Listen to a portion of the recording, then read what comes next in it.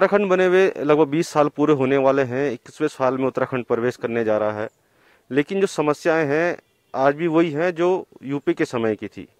इन सब पर चर्चा करने के लिए हमारे साथ मौजूद हैं उत्तराखंड राज्य आंदोलनकारी सम्मान परिषद के पूर्व अध्यक्ष रविंद्र जुगराण जी। जुगराण जी, पहला सवाल यही है कि इन 20 सालों में कुछ बदला या आज भी वही स्थिति है जो यूपी के समय की थी? क्योंकि आज भी वही मांगे उठ रही हैं, वही मूलभूत सुविधाओं की मांग उठ रही है। देखिए, आप मुझसे बात कर रहे हैं, ये स्टेट का भी दुर्भाग्य है, आपका भी और मेरा भी, कि उत्तर प्रदेश के ज़माने में जो स्थितियां थी वो आज के दौरान से बहुत बेहतर थी। स्वास्थ्य की बात करें या शिक्षा की बात करें या जो ब्यूरोक्रेसी जो आदेश देती थी या लखनऊ से जो आदेश चलता था वो पहाड़ों तक पहुंच जाता था, लेकिन आज देहरादून सचिवालय से जो आदेश चलता है वो पहाड़ों तक जाते जाते थक जाता है, हाँफ जाता है।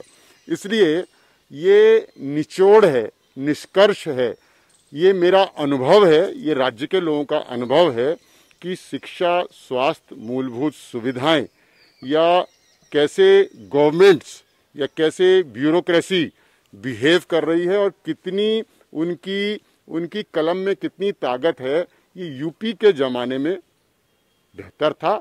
उत्तराखंड बनने के बाद धीरे धीरे धीरे खराब होता चला गया और आज अपने सबसे निचले पायदान पर 20 वर्ष बाद है। ये मेरा अनुभव। वैसे कारण क्या मांगते हैं आपका, क्यों ये सब स्थितियां पैदा हुई हैं? जी, ये स्थितियां इसलिए पैदा हुई, मुझे लगता है कि उत्तराखंड राज्य जो इसलिए आंदोलन हुआ, शहादतें हुई, संघर्ष हुई, और ये आंदोलन देश के ही परिप्रेक्ष्य में नहीं, विश्व पटल पे यानी कि पूरी दुनिया में एक अनोखा अहिंसात्मक आंदोलन रहा जो उत्तराखंड की ही धरोहर नहीं है।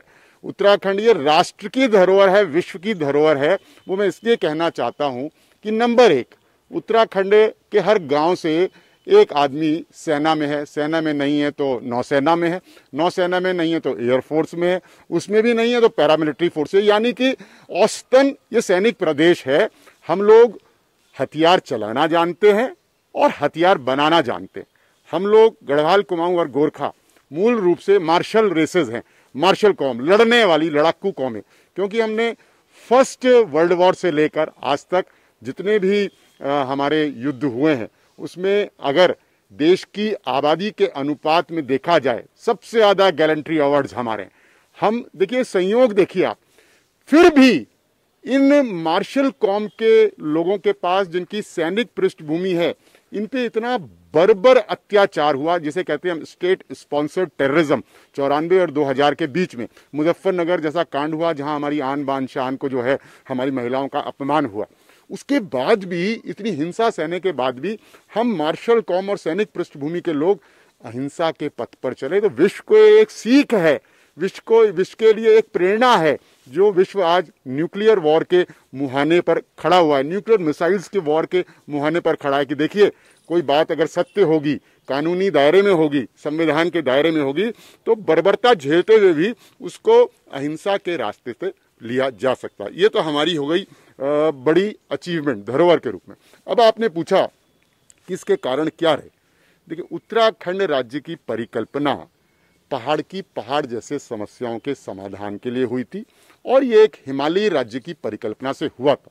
अब ये दुर्भाग्य ये रहा कि 94 से 2000 तक जब ये आंदोलन चला और अपने पीक पे था, जब पूरा उत्तराखंड सड़कों पे था और माताएं बहनें नेतृत्व कर रही थी, 90-95 वर्ष की वृद्ध महिला या बुजुर्ग भी सड़क पे था और हमारी गर्भवती बहन 5 माह का 6 माह का गर्भ लेके भी सड़क पर आंदोलनरत थी, कह रही थी अभी दो आज दो, उत्तराखंड राज दो, कोदा जगोरा खाएंगे, उत्तराखंड बनाएंगे, जय बद्री जय केदार, होली उत्तराखंड की सरकार, वो कर रही थी। उस दौरान तत्कालीन विधायिका, अपवाद अगर छोड़ दें तो एक दो को अगर छोड़ दें, वो दूर से तमाशा देख रही थी और वही जो तमाशबीन विधायिका थी, कमोबेश अपवाद छोड़ दें तो राज्य बनने के बाद सरकारों में वही रही है। ना उनके अंदर दर्द है, न पीड़ा है, न विजन है, न सोच है, न संकल्प है, न हिमालयी राज्य की परिकल्पना है, न पहाड़ का दर्द है, न जनता के लिए समर्पित भाव है। तो चीजें जो है धीरे धीरे धीरे खराब होती गई। भले ही कभी कभार कोई ठीक ठाक मुख्यमंत्री आ गए जो संवेदनशील थे, अनुभवी थे, गरिमामयी थे, वो संभालते चले गए और उन्होंने चीज़ों को कुछ ठीक करने का काम किया। लेकिन कमोबेश अगर समग्रता में, इन टोटलिटी में देखा जाए तो इसलिए चीज़ें खराब हुई हैं कि असंवेदनशीलता, अनुभवहीनता, पदलोलुपता, अति महत्वाकांक्षा, भ्रष्टाचार में लिप्तता, संकीर्ण स्वार्थ, निजी हित, इन सब ने हिमालयी राज्य की परिकल्पना को चोट पहुंचाई और आज 20 वर्ष बाद पहाड़ दोयम दर्जे का नागरिक है उत्तराखंड में होने के बावजूद, जिसके लिए ये राज्य बना, संघर्ष और शहादतें हुई। वैसे भी आप मुख्यमंत्री की बात कर रहे थे, राजनीतिक बात कर रहे थे आप। जो हमने देखा है इस 20 सालों में कि जो लड़ाइयाँ हुई हैं वो सत्ता के लिए हुई हैं, आप किस तरीके से देखते हैं? इन 20 सालों में शायद ही किसी प्रदेश में इतने मुख्यमंत्री बदले हैं जितने यहाँ बदले हैं। देखिए, बिल्कुल आपने सही प्रश्न किया। 20 वर्ष में 9 मुख्यमंत्री, औसतन हर 2 साल में 1 मुख्यमंत्री। इससे ये मालूम चलता है कि निहित निजी स्वार्थ कितने बड़े थे। इससे ये मालूम चलता है कि अति महत्वाकांक्षाएं कितनी बड़ी थी कि हर आदमी मुख्यमंत्री बनना चाह रहा है, भले ही वो उसके सुयोग्य है या नहीं, भले ही वो इतना अनुभवी, उसका इसका इतना काम रहा है नहीं रहा है। इस इनस्टेबिलिटी, अस्थिरता के कारण भी राजकाज प्रभावित हुआ है। अगर नारायण दत्त तिवारी जी के 5 वर्षों को छोड़ दें और इस वर्तमान सरकार के 3.25 वर्षों को अगर छोड़ दें तो हमेशा इनस्टेबिलिटी रही है और मुख्यमंत्री पद की अति महत्वाकांक्षी लालसा के कारण खींचम तान, कुर्सी खींचना, सरकाना, गिराना, उठा पटक, इसमें जो है माफियाओं का भी बड़ा रोल, उनका भी बड़ा हाथ रहा है कि उनको यूज किया गया और माफियाओं ने सरकारें चलाई हैं उत्तराखंड के अंदर। तो ये अब सबको इस बारे में जानकारी है, सबको दिखाई पड़ रहा है, सबने अनुभव किया है। वैसे भी ये तो राजशाही की बात थी। अगर नौकरशाही की बात करें तो इन 20 सालों में आपने किस तरीके से देखा है? यूपी के समय का भी आपको पता कि किस तरीके से वहाँ पे नौकरशाही काम करती थी। अब क्या लगता है आपको, अफसरशाही किस तरीके से काम कर रही है? देखिए, छोटा प्रदेश उत्तराखंड बनाने का एक मकसद ये भी था कि छोटी यूनिट, छोटी इकाई होगी, 2 मंडल होंगे, गढ़वाल मंडल, कुमाऊं मंडल। नौकरशाही टिप्स, फिंगर टिप्स में, हाथों की उंगलियों पे होती है कि 13 डीएम है, 1 चीफ सेक्रेटरी, इतने एसीएस, इतने सेक्रेटरीज, तो फिंगर टिप्स में होते हैं। लेकिन जब घोड़े ने घुड़सवार का आंकलन कर लिया कि घुड़सवार, कोई कह रहा है कि घुड़सवार जो है अनुभवहीन है, कोई कह रहा है साहब घुड़सवार जो है बेईमान है, कोई कह रहा है साहब घुड़सवार अनुभव का इसको जानकारी नहीं है, कोई कह रहा है घुड़सवार जो है वो पढ़ा लिखा नहीं है। तो घोड़े ने घुड़सवारों को पहचान लिया, उनकी नीयत को पहचाना, उनके करप्शन को पहचाना, उनकी अनुभवहीनता का लाभ उठाया और घोड़ों ने घुड़सवारों को अपने हिसाब से चलाया, जबकि घोड़े को घुड़सवार के अनुसार चलना चाहिए, पर यहाँ उल्टा हो गया। इसी के कारण नौकरशाही बेकाबू हुई है। और कुछ समय, अगर थोड़ा बहुत समय छोड़ दें, तो अपवाद ही 1-2 मुख्यमंत्री हुए हैं जिनके समय में नौकरशाही जो है वो सरकारों के हिसाब से चली है। जो उनका काम है, सरकार पॉलिसी बनाती है, नौकरशाही उसको इम्प्लीमेंट करती है। इसलिए ये झोल, ये लोच जो अभी भी है वो बना हुआ है। वैसे अगर क्षेत्रीय दल की बात करें तो जो हमारे साथ जो राज्य अलग हुए थे, आज भी वहाँ पे क्षेत्रीय दल सक्रिय हैं, वो सरकारें बनाते हैं। लेकिन हमारे यहाँ बिल्कुल क्षेत्रीय दल पनपे नहीं, और 2-4 सीटें मिली भी तो फिर वो खत्म हो गई। तो इसके पीछे क्या कारण समझते हैं आप? देखिए, 79 में एकमात्र अलग राज्य के निर्माण की मांग, ध्येय, लक्ष्य, विजन, सोच, कमिटमेंट को लेकर उत्तराखंड क्रांति दल का गठन हुआ था और 79 से लेके सन 2000 तक कमोबेश अगर देखा जाए तो उत्तराखंड क्रांति दल ने उत्तराखंड राज्य निर्माण की मांग को एक अच्छा प्लेटफॉर्म दिया, उसको काफ़ी प्रचार प्रसार किया, उसके बारे में एक आम राय बनाने का काम किया। यानी कह सकते हैं कि उत्तर प्रदेश के ज़माने तक क्षेत्रीय दल, उत्तराखंड क्रांति दल ने कमोबेश, कुछ गलतियां उनसे हमेशा से हुई होंगी, होती हैं, सभी से होती हैं, लेकिन मोटा मोटा ठीक काम किया। लेकिन राज्य निर्माण के उपरांत उत्तराखंड राज्य का जो क्षेत्रीय दल है यूकेडी, उसकी कलई भी जनता के सामने खुली। पद लोलुपता, स्वार्थ, निजी महत्वाकांक्षाएं भारी होती चली गई और इन 20 वर्षों में क्षेत्रीय दल जो है अपने 5-4 विधायकों से होते होते शून्य पर आ गया। क्या परिस्थितियां रहीं, कौन दोषी हैं, ये आप और हम भलीभांति जानते हैं। वैसे अभी कुछ देर पहले आप कह रहे थे कि जो ये प्रदेश है, ये इसके लिए हर कोई सड़क पे था, हर कोई आंदोलनकारी था, लेकिन जब ये आंदोलनकारियों का चिन्हीकरण हुआ है, कहीं आपको नहीं लगता कि ये सही प्रपार्टी थी या गलत प्रपार्टी है? देखिए, आपने बिल्कुल ठीक कहा। जिस प्रकार से अंग्रेजों की दास्ता से मुक्त होने के लिए अंग्रेजों के खिलाफ भारत की पूरी जनता ने संघर्ष भी किया, हजारों लोग शहीद भी हुए, लाखों लोग जो हैं वो पुलिस बर्बरता का शिकार भी हुए, लेकिन तत्कालीन उसके बाद जो सरकारें चुन के आई, उन्होंने एक क्राइटेरिया बनाया कि कौन लोग स्वतंत्रता संग्राम सेनानी होंगे। पूरा देश अगर कर देते तो वो संभव नहीं था। तो कौन लोगों का सबसे ज़्यादा उत्पीड़न हुआ है, कौन गोली कांडों से घायल हुए हैं, कौन किसका सीना छलनी हुआ है, कौन लोग शहादत हुए हैं, शहीद हुए हैं, किनका समय जेलों में सबसे अधिक बीता है, कौन लोगों के खिलाफ सबसे ज़्यादा अन्याय हुआ है। तो एक क्राइटेरिया बनाया गया कि फ्रीडम फाइटर्स को कैसे आइडेंटिफाई करें।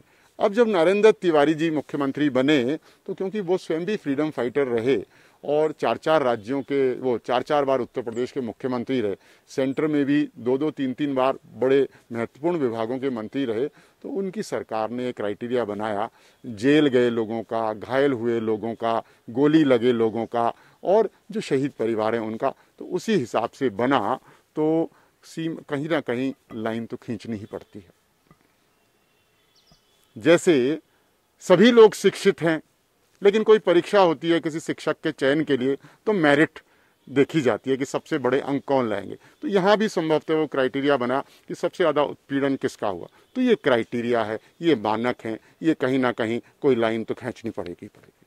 बस ठीक है, मानक है, लेकिन अगर बात करें इस समय पे हमको हर चीज़ के लिए लड़ना है। अगर हम जिस लड़ाई को लड़ रहे हैं, जो हमने यूपी के समय पे लड़ रहे थे, आज भी वही लड़ रहे हैं, लेकिन जिन लोगों पे महत्वपूर्ण दायित्व था, जिनकी महत्वपूर्ण भूमिका होनी चाहिए थी, आज वो फिर वही चिन्हीकरण के लिए लड़ रहे हैं, वही अपने मांगों के लिए लड़ रहे हैं, लेकिन जो शिक्षा, स्वास्थ्य, बेरोजगारी, इसके लिए लड़ना था, वो सामने नहीं आ पा रही है वो लड़ाई। देखिए, सामूहिक रूप से वाकई में वो लड़ाई सामने नहीं आ पा रही है और ये बात सत्य है, लेकिन व्यक्तिगत स्तरों पर अनेक लोग राज्य की शिक्षा, स्वास्थ्य, मूलभूत सुविधाएं, रोजगार, पलायन, खेती बाड़ी, किसानी, हॉर्टिकल्चर, एग्रीकल्चर, इनकी लड़ाइयाँ अपने अपने स्तर पर लड़ रहे हैं। लेकिन जो सामूहिकता, जो एकजुटता, जो समग्र रूप से दिखाई देनी चाहिए थी, उसका अभाव निश्चित रूप में सामने से देखा जा सकता है। वैसे आखिरी सवाल आपसे, अब उत्तराखंड 21वें साल में प्रवेश कर रहा है, युवा अवस्था में अपने प्रवेश करने जा रहा है। आप किस तरीके से देखते हैं आप इसको? क्योंकि रोष वही है और ये भी कहा जाता है कि ये रोष धीरे धीरे हमारी युवाओं के अंदर पनप रहा है। तो आप किस तरीके से देख रहे हैं, किस तरफ हमारा प्रदेश जा रहा है? प्रदेश तो 20 सालों में धरातल की ओर गया है, रसातल की ओर गया है। अब हर चीज का एक नियत और निश्चित समय होता है। आप देखते हैं कि क्रांतियां देशों में और प्रदेशों में कभी कभी 50-50 सालों में होती हैं, बदलाव कभी कभी 25-25, 20-20 सालों में होते हैं। उत्तराखंड में बदलाव की बयार का समय आ गया है। लोगों ने बहुत नज़दीकी से अपने नेताओं, अपने राजनीतिक दलों की सरकार को काम काज करते हुए या काम काज नहीं करते हुए, चोरी डकैती भ्रष्टाचार करते हुए देखा है, बहुत निकट से देखा है, अनुभव में आया है। किसी को पढ़ाने, गुणाने, समझाने की आवश्यकता नहीं है। बदलाव की बयार आम आदमी के मन में है। आम आदमी एक बेहतर शासन और प्रशासन, सुशासन, निष्पक्ष, पारदर्शी, सुचिता के शासन को चाहता है। मुझे ऐसा लगता है कि आवश्यकता आविष्कार की जननी होती है और आविष्कार होंगे और आविष्कार होने के समय आ गए हैं, ऐसा मुझको दिखाई पड़ता है। और उत्तराखंड निश्चित रूप में आज भी हिंदुस्तान का सबसे पोटेंशियल स्टेट है। यहाँ हर चीज का पोटेंशियल है। ईश्वर ने प्रकृति के रूप में हमें संवारा और निखारा है, सब कुछ दिया है। बस इसका सामंजस्य बिठा के हम अपने लिए दोहन नहीं कर पाए। तो अभी आप क्रांति की बात भी कर रहे थे, बदलाव की बात कर रहे थे, कैसे आएगा ये बदलाव? ये आपको आने वाले समय, मैंने कहा ना, एक लाइन में इसका जवाब है कि आवश्यकता जो है आविष्कार की जननी होती है। आपको ये बदलाव जो हैं धीरे धीरे धीरे धीरे 2022 तक आते आते महसूस होने लगेंगे, धरातल पर दिखाई देने पड़ेंगे, क्योंकि अब उत्तराखंड का आम आदमी पक गया है। अब चीज़ें अझेल हो गई हैं। पानी गर्दन से ऊपर उठकर सर से ऊपर उठ जाए, इससे पहले ये सब कुछ होगा। जनता ही करेगी, जनता ने ही करना है। धन्यवाद। जिस तरीके से जुगरानी जी ने साफ किया कि जनता ही करेगी, तो कहीं ना कहीं उम्मीदें हैं, और 2022 भी नज़दीक नहीं है। ये तमाम राजनीतिक दलों को भी सोचना होगा, क्योंकि वही संघर्ष आज भी जारी है जो यूपी के ज़माने में जारी था। कैमरामैन सुशांत सिंह के साथ पंकज गरला, समय साक्ष्य, देहरादून।